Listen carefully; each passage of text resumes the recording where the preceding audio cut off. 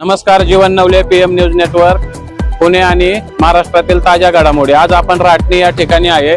या ठिकाणी ही तमारा म्हणून जी सोसायटी आहे, येथील स्थानिक नागरिकांना बिल्डर कडून ज्या काही अडचणी येत आहे त्याबद्दल स्थानिक नागरिकांनी जे आंदोलन केले त्याबद्दल आपण त्यांच्या अडचणीबद्दल जाणून घेऊया।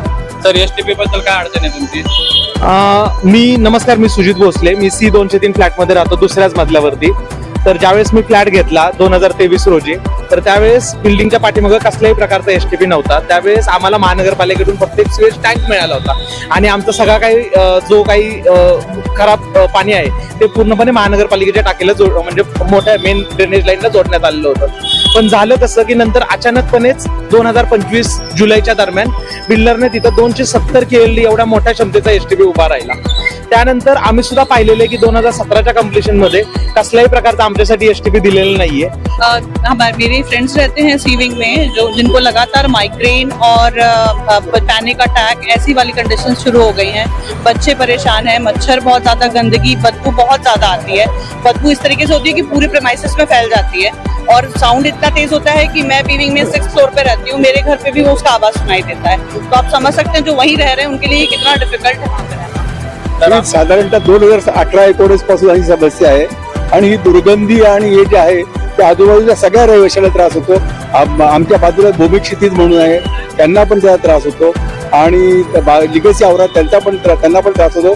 संबंधित सोसायट्यांनी कॉर्पोरेशनकडे तशा कंप्लेंट पण केलेल्या आहेत, पण कदाचित कॉर्पोरेशनला वेळ मिळत नसावा किंवा त्या ठिकाणी त्यांना एक हेतुपुरस्सर दुर्लक्ष करायचं असावं म्हणून कॉर्पोरेशन लक्ष घालत नाही आणि ते मुद्दा सोडत नाही। पण दुसऱ्या त्यावेळेस तर ह्या अशा प्रकारच्या वस्तू नागरिकांच्या अंगावर पडतात। तर याबद्दल तुम्ही काय बोलाल?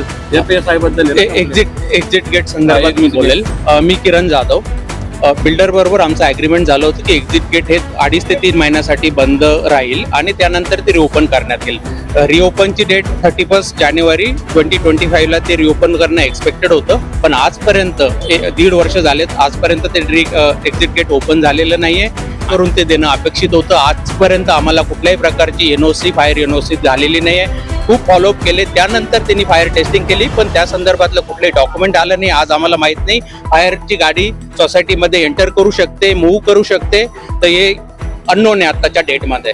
CCTV यंत्रणा वगैरे त्याबद्दल काय? CCTV कॅमेरे जे आहेत कितीतरी वर्षापासून बंद आहे। तो फक्त एखाद्या वेळेस येतो, खातरमात्र काम करून देतो आणि परत चालले जातो। प्रशासनाने यामध्ये मदत नाही का केली? कुणी मदत केली नाही। किती वर्ष झाला हा प्रॉब्लेम चालू आहे तुमचा? जवळपास 3 वर्षापासून चालू। यामध्ये सरकारी अधिकारी येऊन बघून गेले नाही का? त्यांनी काय ऍक्शन घेतली नाही का? बिल्डरचे आणि त्या सरकारी अधिकाऱ्यांचे सगळ्यांचे लागेबांधे आहे। त्याच्यामुळे काय तो त्यांना माहित झालं की तिथे जातो, ते काय करायचं करतो आणि कोणीही येत नाही पाहिजे। तुम्हाला असं वाटतं का अशा प्रकारे आंदोलन करून सरकार तुम्हाला मदत करेल, न्याय मिळवून देईल? न्याय मिळून द्यायलाच पाहिजे। आम्हाला नक्की वाटतं की सरकार याचं लक्ष घालेल आणि आम्हाला न्याय नक्की मिळेल। च्या अभ्यासानुसार ABCD या 5 बिल्डिंग होत्या, पण त्या आम्हाला सुरुवातीला असं सांगण्यात आलं होतं की या 5 बिल्डिंग आहेत आणि या 5 बिल्डिंग साठीच हा आहे, म्हणून आम्ही सर्व लोकांनी ते फ्लॅट घेतले।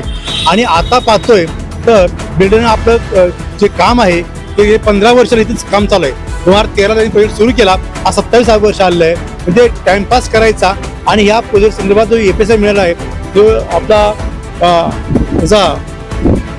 बस FSI होता, शिवाय मेट्रो FSI होता आणि BRT FSI होता। ते FSI सगळे वाढवून घेऊन आमच्या ABCचा त्यांनी FSI या D आणि E ला वापरला आहे आणि जवळजवळ 100 कोटीचे पेक्षा जास्त नुकसान आमच्या सोसायटी झालेलं आहे। आणि हे बिल्डर कोणती भरपाई न देता, सोसायटी रुपयाही न देता आमच्या सोसायटीने शोषण केलेलं आहे आणि फार मोठा अन्याय आमच्या ABC विंगवर केलेला आहे।